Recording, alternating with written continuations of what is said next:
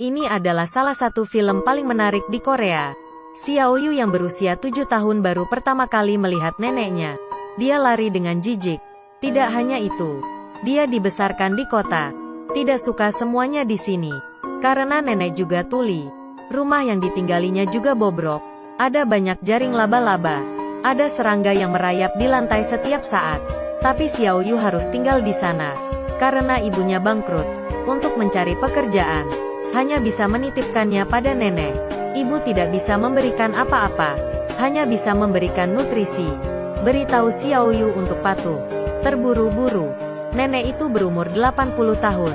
Sangat serius. Dia ingin menuntun anak itu. Tapi anak itu marah.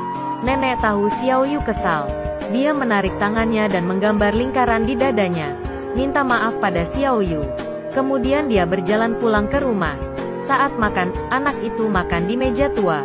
Makan daging kaleng yang saya bawa dari kota. Nenek memberi kimchi. Tapi dia tidak menghargainya. Berikan kembali kepada nenek sayur dan nasinya. Anak itu enggan berbicara dengan nenek. Hanya bermain setiap hari. Membawa sepatu skatenya. Nenek tahu Xiaoyu tidak suka dengan dirinya. Dan coba untuk tidak memberitahunya. Tapi matanya tidak pernah meninggalkan cucunya. Dalam hati juga berharap cucunya mau berbicara dengannya.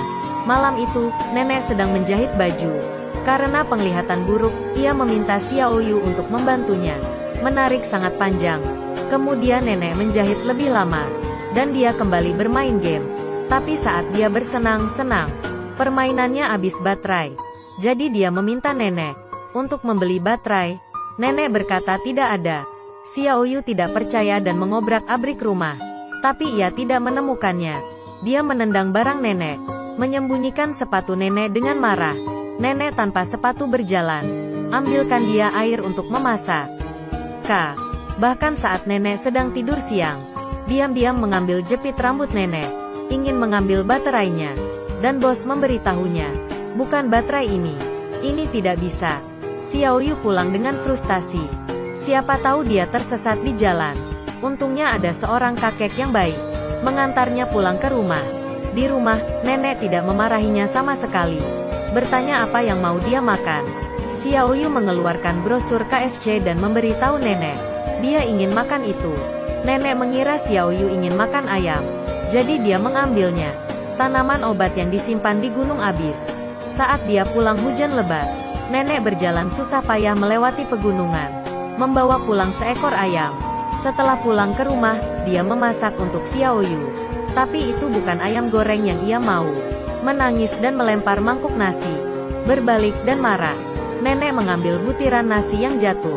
Dan memakannya. Xiaoyu bangun keesokan harinya. Tapi nenek belum bangun. Melihat badan nenek yang gemetar. Xiaoyu tahu neneknya sakit. Ambil selimut dan memberikan untuk neneknya. Saat ini Xiaoyu mengerti. Karena ia mengambil jepit neneknya. Neneknya hanya bisa menggunakan sendok untuk rambutnya. Xiaoyu sangat sedih. Diam-diam mengembalikan jepit rambut nenek. Dia bertumbuh besar. Nenek melihat sepatu Xiaoyu sudah tidak cukup. Membawanya ke tempat belanja. Ingin membelikan sepasang sepatu untuknya. Saat ini, Xiaoyu melihat seorang anak perempuan. Segera menjatuhkan bawaan nenek. Mendekati Xiaomei. Tapi anak perempuan itu tidak peduli. Nenek duduk di jalan menjual buah. Tapi karena nenek tidak bisa bicara sangat susah untuk menjual. Xiaoyu melihatnya. Tapi ia malu untuk membantu nenek. Hasilnya, nenek membelikan sepatu untuk Xiaoyu. Membawanya membeli sepatu baru. Dan membawanya pergi makan mie. Tapi hanya memesan satu mangkuk. Minum air deh. Engan tenang. Melihat yang didapat dengan susah payah. Menghabiskan untuk dirinya sendiri. Hati Xiaoyu menjadi iba. Begitu juga saat melewati toko. Dia ingin sekali membeli baterai untuk permainannya. Tapi dia tidak berani meminta. Saat pulang, nenek bertanya dia ingin makan apa. Dia menunjuk ke samping. Ada seorang anak yang sedang makan coklat. Jadi nenek mengambil bungkusnya. Membelikannya untuk Xiaoyu. Nenek ingin membeli 2. Tapi nenek penjual toko memberinya 4 buah. Tidak mau nenek membayar. Ternyata mereka berdua teman lama. Nenek tidak peduli. Nenek memberikan obatnya untuknya. Sebelum pergi, nenek berkata, "Kakiku tidak sehat, tidak dapat mengantarmu. Apa kamu mau datang melihatku? Saat ini, masih mau melihat untuk terakhir kalinya. Orang tua takut akan perpisahan. Karena mungkin itu perpisahan. Kembali ke dalam bus, Xiao Yu mengambil bungkusan. Dia duduk bersama anak lain karena malu. Terpisah dari neneknya pulang ke rumah. Nenek memberikan bungkusannya dari jendela. Dan didorong oleh Xiao Yu. Mobil pergi dengan cepat. Nenek berdiri sendiri di tempat itu. Membawa paket berat. Saat turun dari mobil, menunggu nenek di pemberhentian bus. Tapi menunggu lama, nenek belum muncul. Kemudian melihat neneknya berjalan. Ternyata tidak naik bus. Dia pulang dengan berjalan kaki. Xiao Yu khawatir dan bertanya, mengapa dia begitu lama? Nenek menggerakkan tangannya, meminta maaf kepada anak itu. Saat di jalan pulang, melihat nenek berjalan pelan di belakang, Xiao Yu kemudian mengeluarkan coklat, memasukkannya ke tas nenek. Ada senyum hangat di bibirnya. Keesokan harinya, Xiao Mei datang ke rumah Xiao Yu untuk bermain. Membuatnya gembira. Dia membawa keluar semua mainannya, bersiap untuk kedatangan Xiao Mei. Sebelum pergi, dia bercermin melihat wajahnya. Tapi ia tidak puas. Kemudian nenek membantunya menggunting rambut. Tapi Xiao Yu tertidur. Ketika ia bangun, ia melihat cermin. Mengapa seperti ini? Terlihat tidak bagus. Potong sedikit. Bukankah saya bilang sedikit? Hanya sedikit. Seperti ini mana bisa bertemu Xiao Mei? Tidak ada cara. Xiao Yu ingin menutupi kepalanya dan berangkat ke rumah Xiao Mei.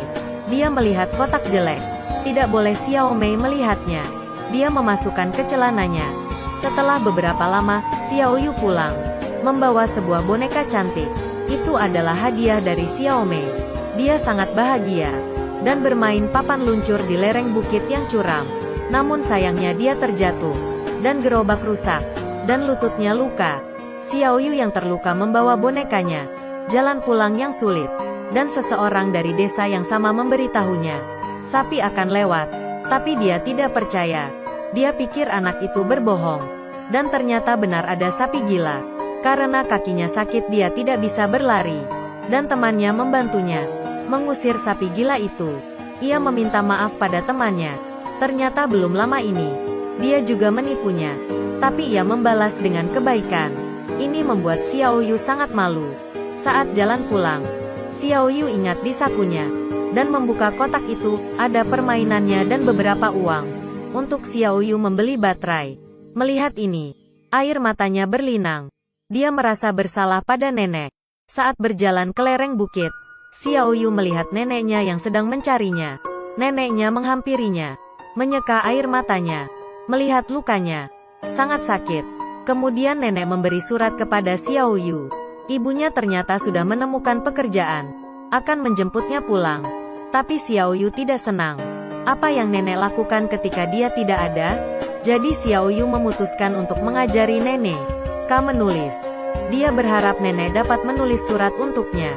Karena neneknya tidak sekolah.